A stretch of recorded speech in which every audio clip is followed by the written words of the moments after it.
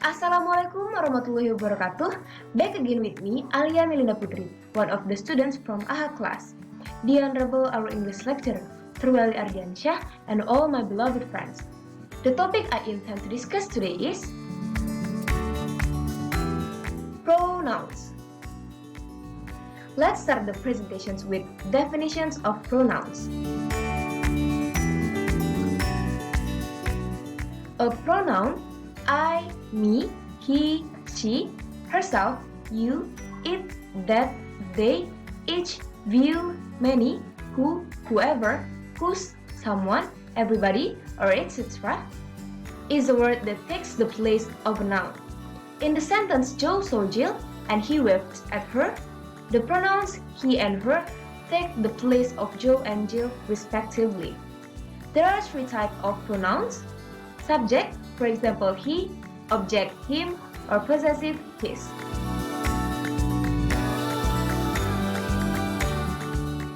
Based on your dictionary article, there are 8 types of pronouns. The first one is personal pronouns. Personal pronouns refer to a specific person or thing. Possessive pronouns show ownership or possessions of a noun. Indefinite pronouns. Indefinite pronouns don't point to particular nouns. Relative pronouns are used to connect a clause or phrase to a noun or pronoun. Intensive pronouns emphasize or intensify nouns and pronouns. Demonstrative pronouns take the place of noun that's already been mentioned. Interrogative pronouns work in sentences that are posing a question. And the last one is reflexive pronouns. Reflexive pronouns are similar to intensive pronouns. But in this case, I just will focus on possessive pronouns. What is a possessive pronoun? Understanding the different types of pronouns can be a bit confusing. So when the questions, what is a possessive pronoun raises, students may try to run for the door.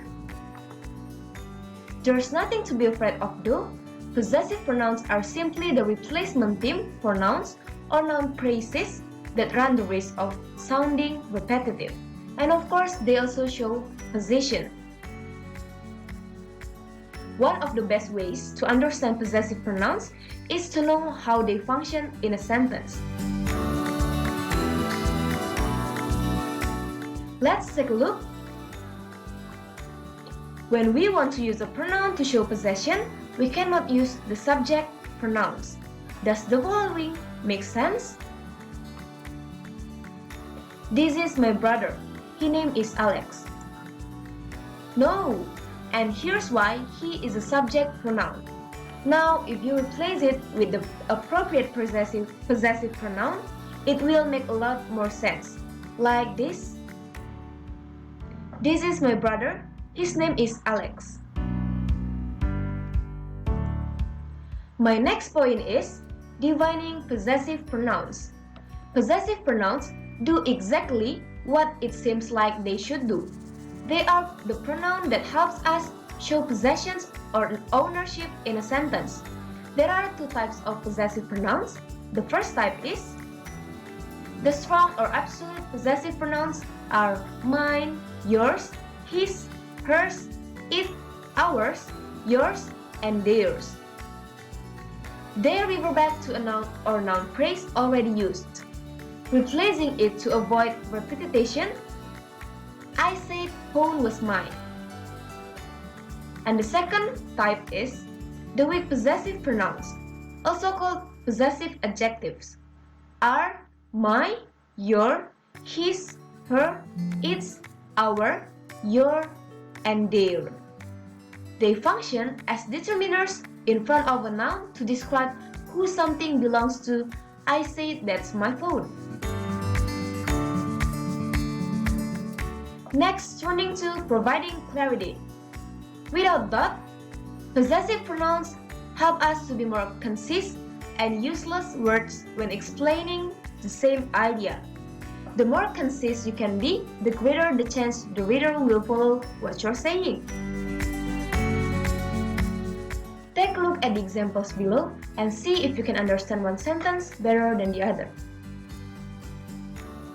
Those are my Converse sneakers. They are not your Converse sneakers. Those are my Converse sneakers. They are not yours. I didn't have my textbook for English class, so Alexa lent me her textbook. I didn't have my textbook for English class, so Alexa lent me hers. Your travel plans sound just as exciting as my travel plans. Your travel plans sound just as exciting as mine. Generally, you will use possessive pronouns to talk about a person, place, or thing that has already been explained. In the example above, you can see that each sentiment was neatly expressed in fewer words with strong possessive pronouns.